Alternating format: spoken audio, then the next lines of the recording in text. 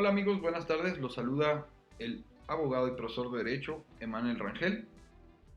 El día de hoy, 24 de enero de 2020, ya publicaron las tesis del Semanario Judicial de la Federación y como cada viernes vamos a revisarlas. El día de hoy vamos a revisar dos en materia penal y una en materia constitucional, pero creo yo que es importante que tengámosla en mente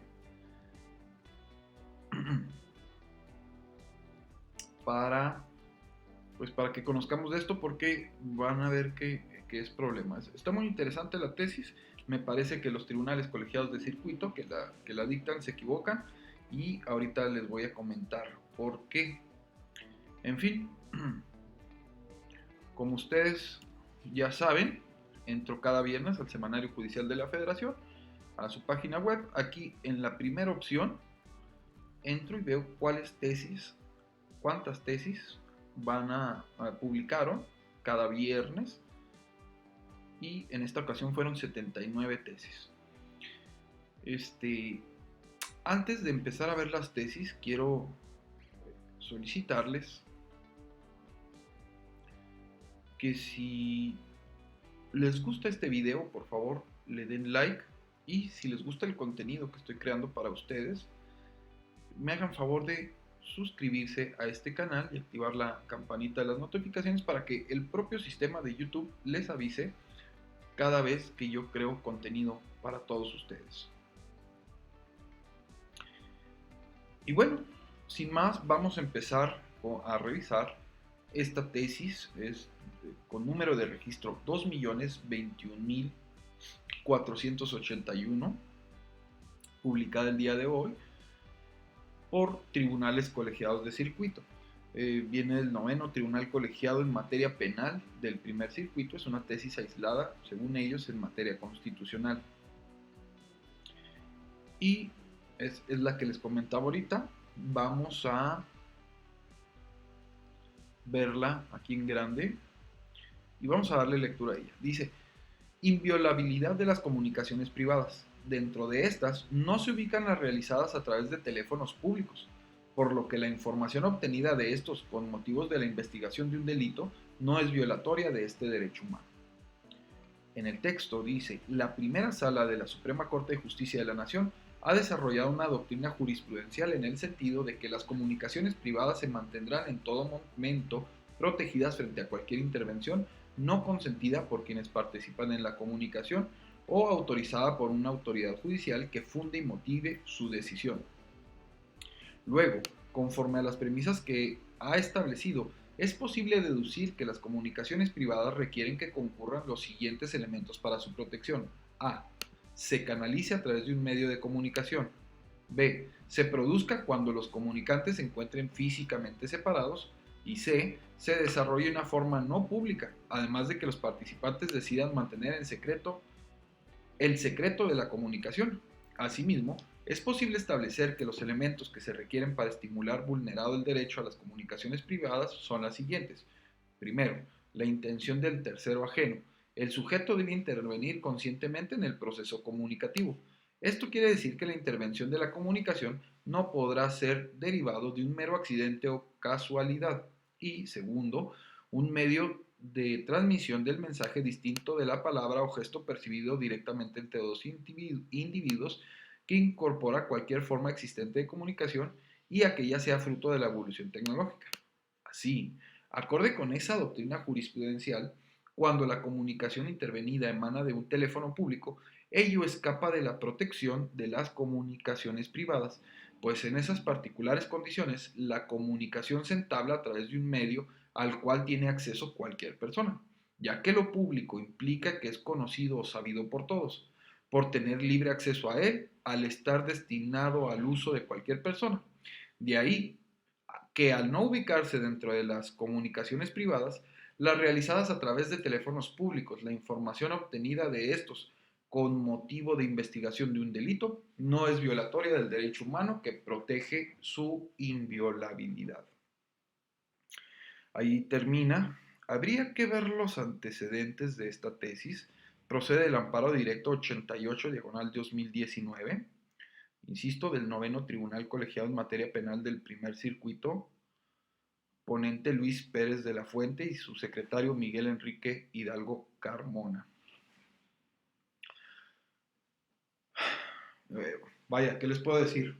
Se equivoca los magistrados porque aquí habría que decirle a alguien, por favor, explíquele al magistrado la diferencia entre la comunicación y el aparato con el que realizas la comunicación. Efectivamente, si un teléfono es público, cualquiera puede utilizarlo. El problema no es acceder al aparato, el problema es acceder a las comunicaciones que se realizan dentro de los aparatos. Este, es, es increíble que el señor Luis Pérez de la Fuente no se dé cuenta de la diferencia entre una y otra. Digo, no soy nadie para criticar a un señor magistrado, ¿no? Soy apenas un abogado de una ciudad retirada de, del, del poder político, que es la Ciudad de México, donde es magistrado el señor Pérez de la Fuente, pero caramba, utilice un poquito la lógica. Tenemos de suerte que es una tesis aislada, ojalá llegue de nuevo pronto un asunto, porque ahora resulta que si usted se comunica por teléfono público, la información que usted suelte puede ser intervenida.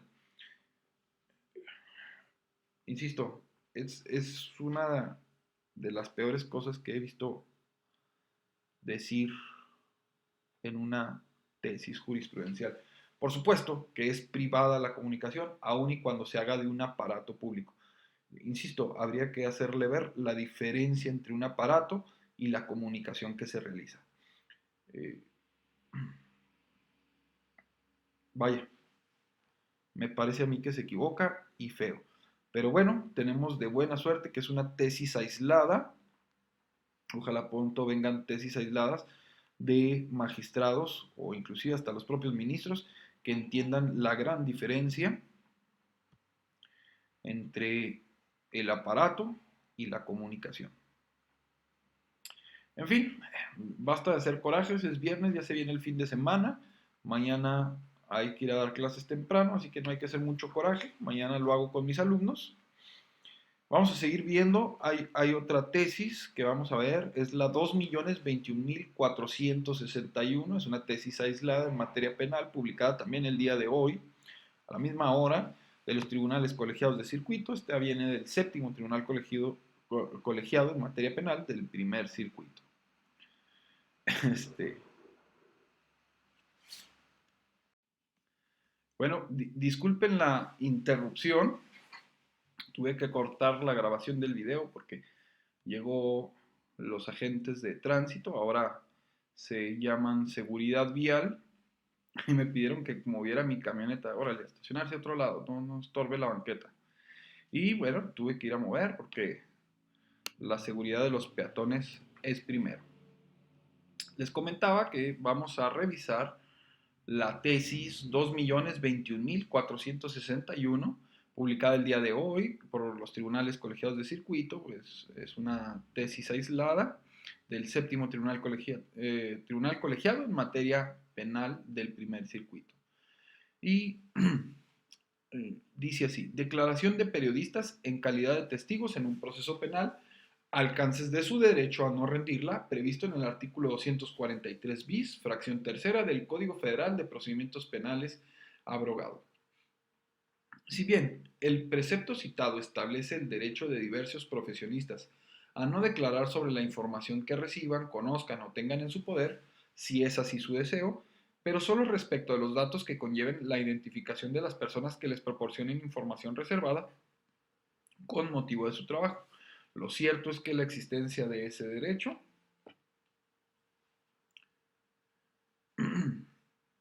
no exime a un periodista de su obligación de comparecer en su calidad de testigo, si así se le requiere por parte del juez instructor con motivo de que fue ofrecido por el procesado en ejercicio de su derecho de defensa y al desahogar dicha diligencia, previo a acreditar su calidad de periodista, al declarar podrá hacer uso del derecho que goza relativo a no revelar sus fuentes de información. Además, ese requerimiento no vulnera en perjuicio del periodista quejoso los derechos de libertad de expresión, acceso a la información, libertad de prensa y prohibición de censura previa, pues la admisión de su testimonial y la consecuente citación por el juzgador únicamente tienen por objeto que comparezca ante la autoridad jurisdiccional al desahogo de dicha diligencia y declarar en cuanto a los hechos que son materia de una investigación y que conoció por sí mismo y no con motivo de su calidad de periodista. De ahí que, de acuerdo con la teoría de la ponderación de principios, cuando dos derechos fundamentales entran en colisión, el problema debe resolverse atendiendo a las características y naturaleza del caso concreto. En este sentido, si durante el procedimiento penal se requiere a un periodista que se presente ante la autoridad jurisdiccional a desahogar una diligencia en calidad de testigo, debe considerarse, por una parte, que de autorizar la no comparecencia del testigo se afectaría gravemente el interés de la sociedad y los principios que rigen el proceso penal, así como los derechos de los procesados, quienes ante tal circunstancia serían privados de la oportunidad de cuestionar al testigo sobre hechos en materia de investigación y, por otra, que la obligación de comparecer como testigo no afecta a los derechos del quejoso, pues las preguntas tendrán que responder versarán sobre hechos que son materia de la indagatoria y no a revelar sus fuentes de información por su calidad de periodista, por lo que no se violarían sus derechos sustantivos protegidos por la Constitución Federal. Por consiguiente, debe prevalecer el interés de la sociedad sobre el particular del quejoso, pues es evidente el mayor beneficio que conlleva. Bueno, ahí lo tienen, esta tesis. Aquí, por el contrario, me parece que acierta el Tribunal Colegiado de Circuito, de donde sale esta tesis, porque efectivamente el hecho de que sea periodista no quiere decir que no puede declarar ante un tribunal en materia penal, eh, más no es así, o sea, eh, tendría que comparecer y abstenerse de contestar aquello que comprometa lo que sí debe guardar, que es el secreto profesional, en relación a ser periodista. Pero si no es así, bueno, tendría que declarar como todas las personas. ¿Estamos? La siguiente tesis, ya la tengo aquí en pantalla, es la 2.021.445, también publicada el día de hoy por los tribunales colegiados de circuito y se deduce del noveno tribunal colegiado en materia penal, también del primer circuito.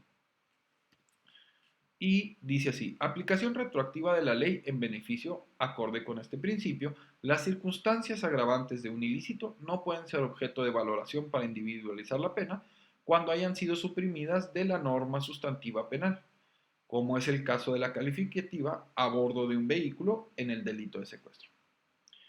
La interpretación, a contrario sensu, del artículo 14 de la Constitución Política de los Estados Unidos Mexicanos es el fundamento de la aplicación retroactiva de la ley en beneficio del gobernado, en materia penal. En la jurisprudencia 4 del 2013 de la primera sala de la buena época, de rubro traslación de tipo y adecuación de la pena constituyen un derecho del gobernado protegido constitucionalmente, la primera sala de la Suprema Corte de Justicia de la Nación concluyó que la traslación del tipo y la consecuente adecuación de la pena son derechos constitucionalmente tutelados. Así, cuando derivado de la entrada en vigor de una ley sustantiva, determinada conducta deje de ser considerada delictiva o bien exista reducción de las penas, entonces, en aplicación retroactiva de la ley en beneficio, el gobernado tiene derecho a ser puesto en libertad o a la disminución de la sanción originalmente impuesta. En la misma línea, cuando por mandato del legislador cierta agravante que originalmente se encontraba prevista en la norma penal hubiese sido suprimida de la legislación vigente y el órgano jurisdiccional concluya que la legislación primigenia, la abrogada, resulta más benéfica para el procesado, será necesario que el juez atienda a la voluntad del legislador de excluir la conducta agravante del catálogo de conductas punibles y no la considera para individualizar las sanciones.